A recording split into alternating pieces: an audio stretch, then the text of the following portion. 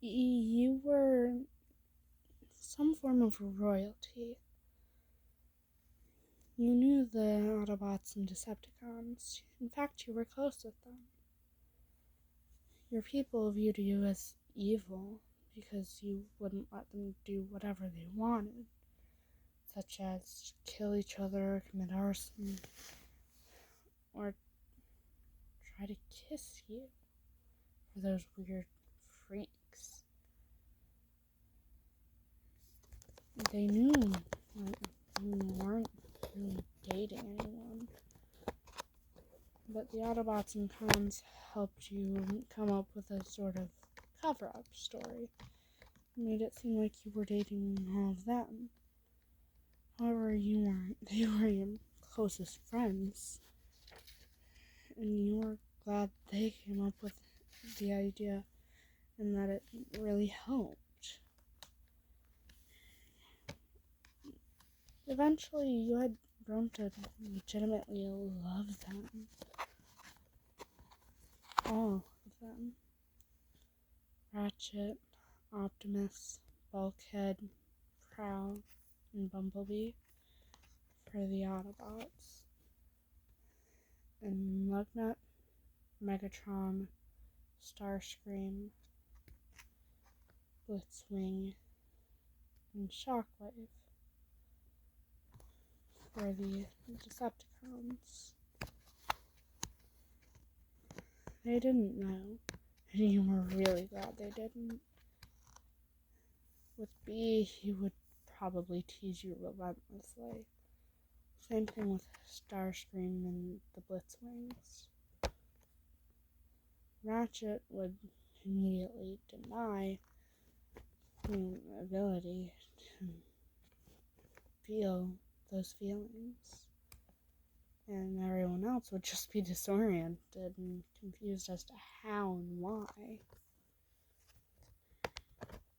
But little did you know, they loved you right back. One day you were just hanging out with the Autobots and Decepticons.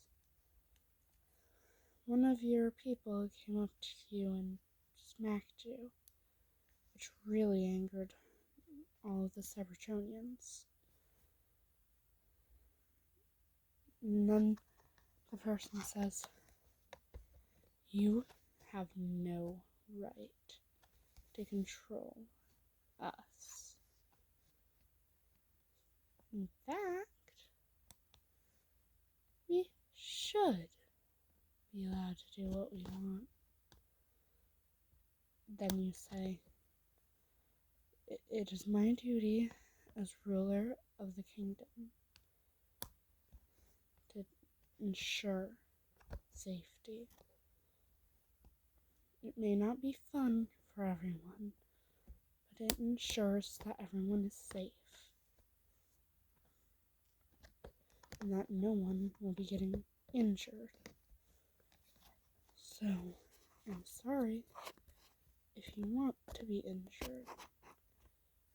If you want to be injured, then go ahead and do what you want. But don't come crying to me if it ends up backfiring on you." When the person leaves,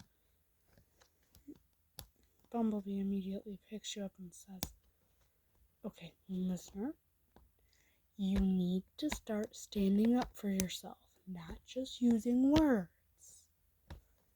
And who cares if it makes you look, well, not graceful?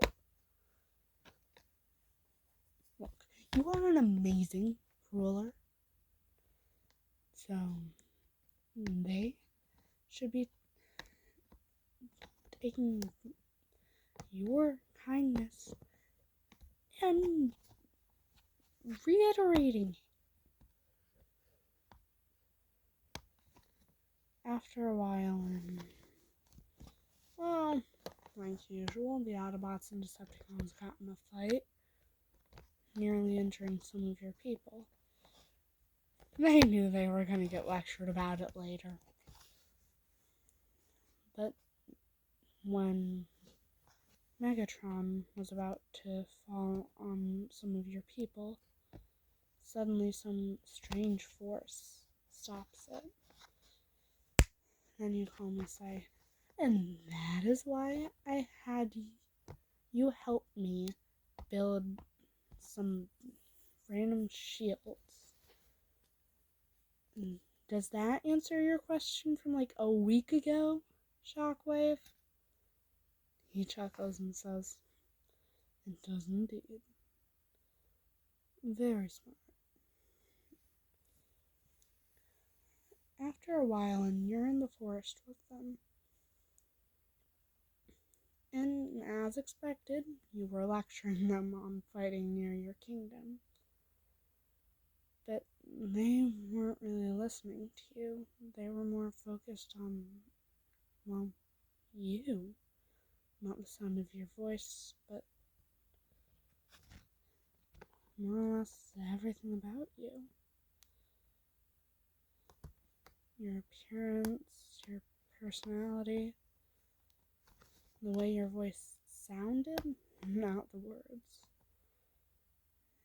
And the fact that they loved you. They knew full well that it was nearly impossible for a human and Cybertronians today. However, they also knew you liked to defy what was possible and what was not. And then Beast says, listener, I think I speak on behalf of all of us here. I say, we love you. Your face goes bright pink as you hear Bumblebee say that. But it doesn't surprise you so much as it flusters you. Since you had noticed that they started to act more flirty and like you guys were actually dating when around your people, so you kind of figured that, well, they were starting to develop actual feelings for you. And then you say, well, I love you guys too, but that does not mean you can fight near my kingdom. I don't want my people getting killed. Then Optimus says, we understand. And we'll try to move our battles further away, okay? And then you happily say, okay. After a while of you dating the Autobots and Decepticons, and you decided to give them each a kiss. The instant you had kissed each of them, they were just flustered and completely disoriented. That night, you were just cuddling with them. And, well, they each decided to try giving you a kiss themselves.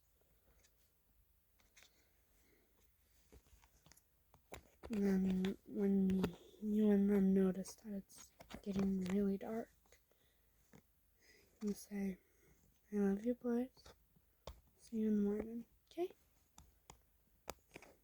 And they each say the exact same way, surprisingly, that they love you too.